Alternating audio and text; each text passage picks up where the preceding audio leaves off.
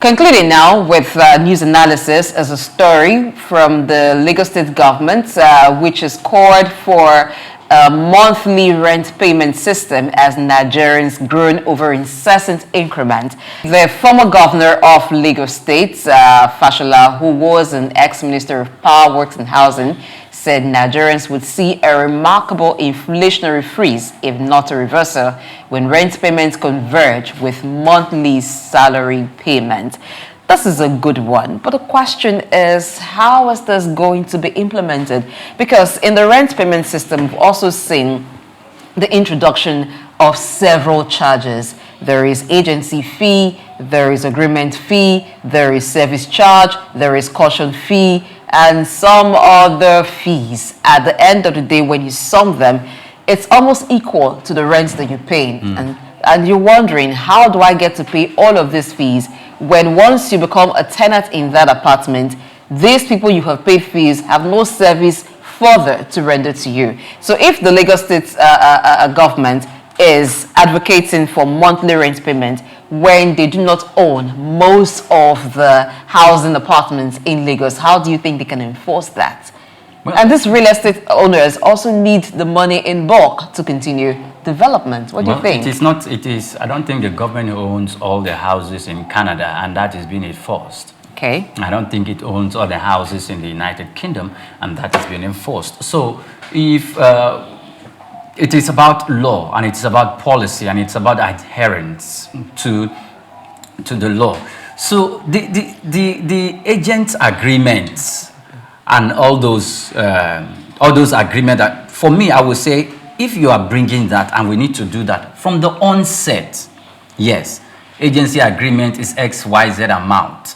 Then you said bring 1 year, and there is a law that says it is now they're monthly. asking for 2 years. Yeah, and there's a law that says monthly.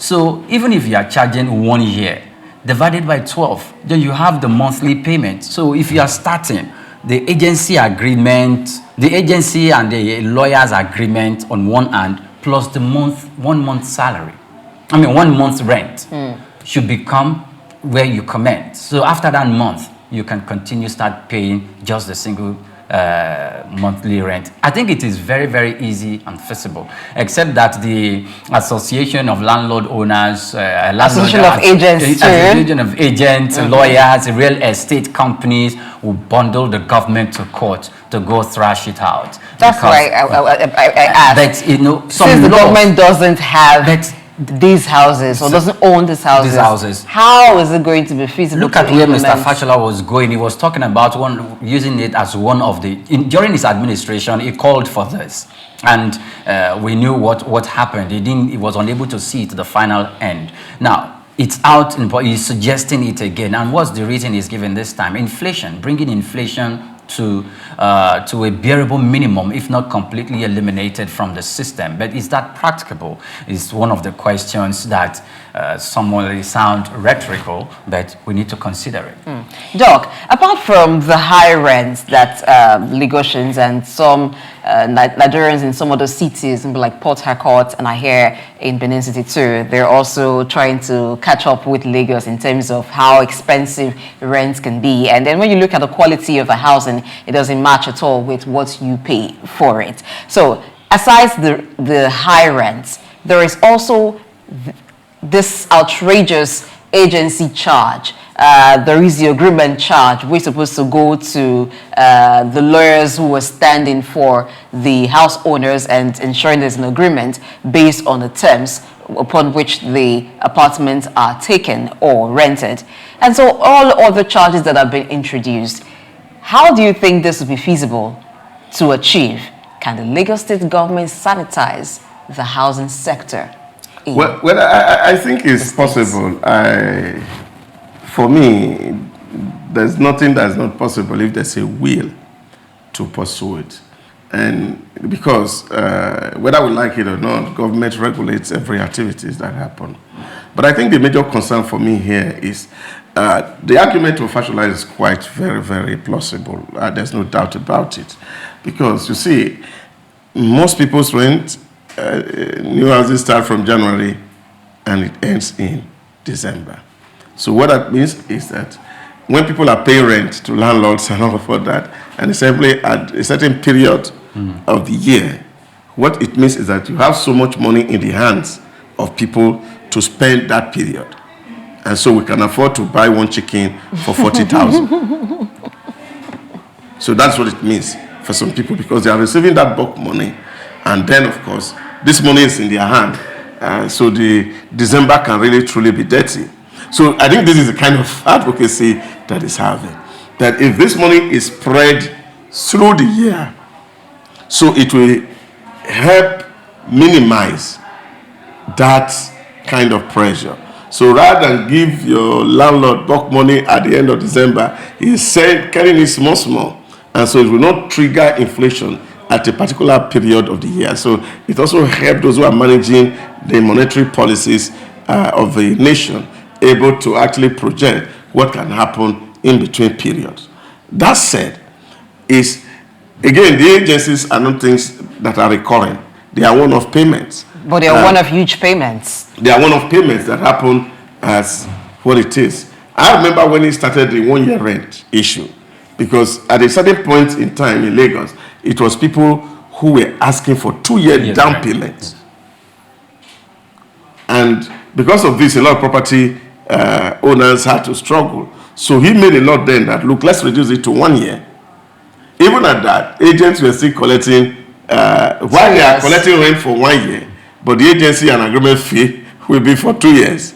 So that has happened. So even if you are going to say, okay, you are going to take rent to 1 year, the agency will still be for a period of 1 year. So they accumulate what you are supposed to earn for 1 month and they charge it for you as agency.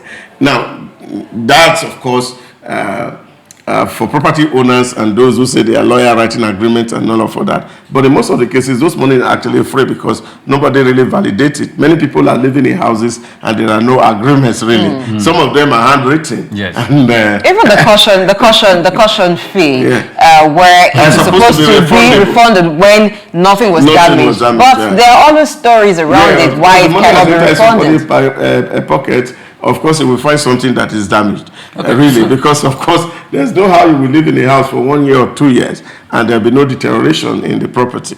Now, these are the challenges that they face.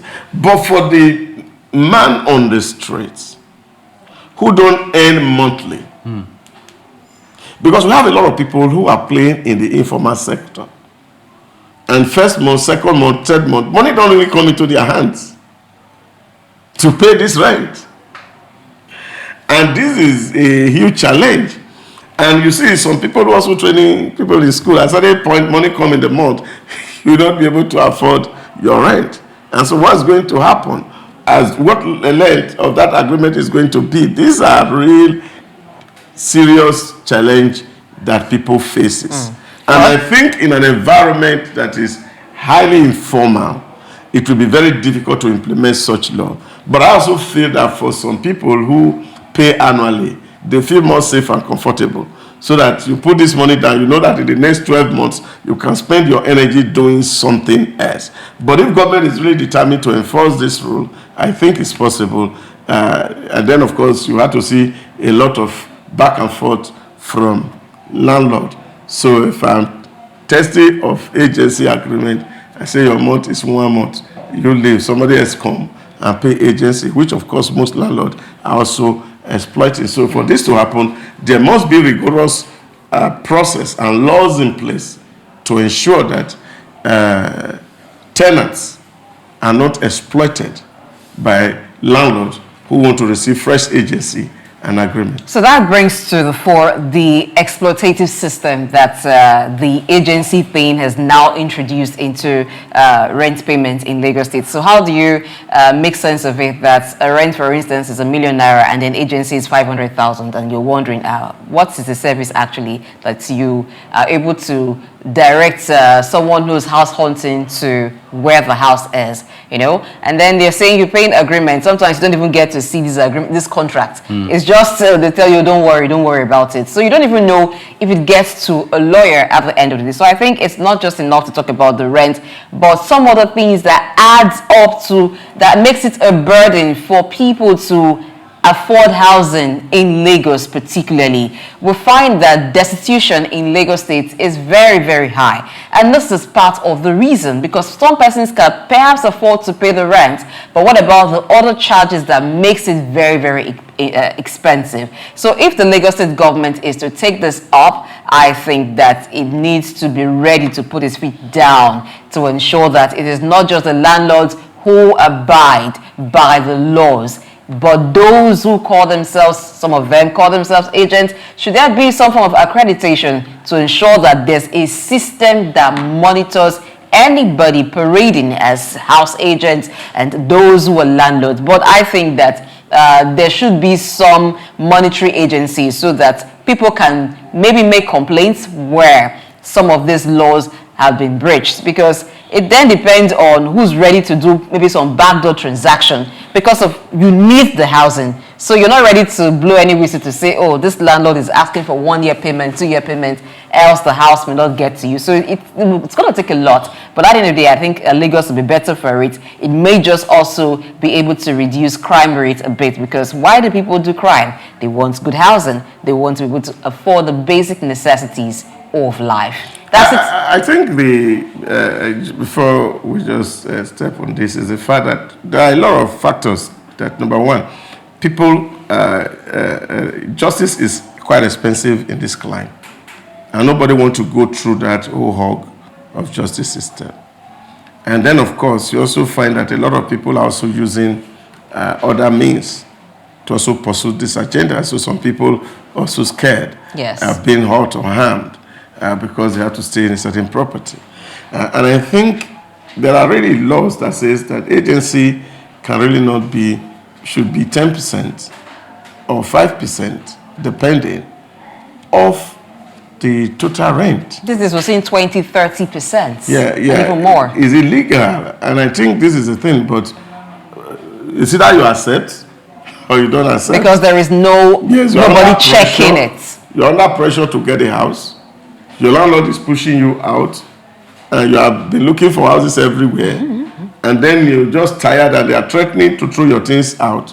So all these things are the things that are responsible that we cannot really find justice. But again, it still goes back to who we are. And I think that is where we really need to be a lot more human in our behaviors. There are so many people that are just too greedy for gain at the detriment of the ordinary man on the street. And I think if there are protective laws that could help people, that even where this happen, that we can actually deposit all agreements and agencies with institutions of government that actually review it to see whether tenants are being exploited, it will make a whole lot in ameliorating that kind of situation.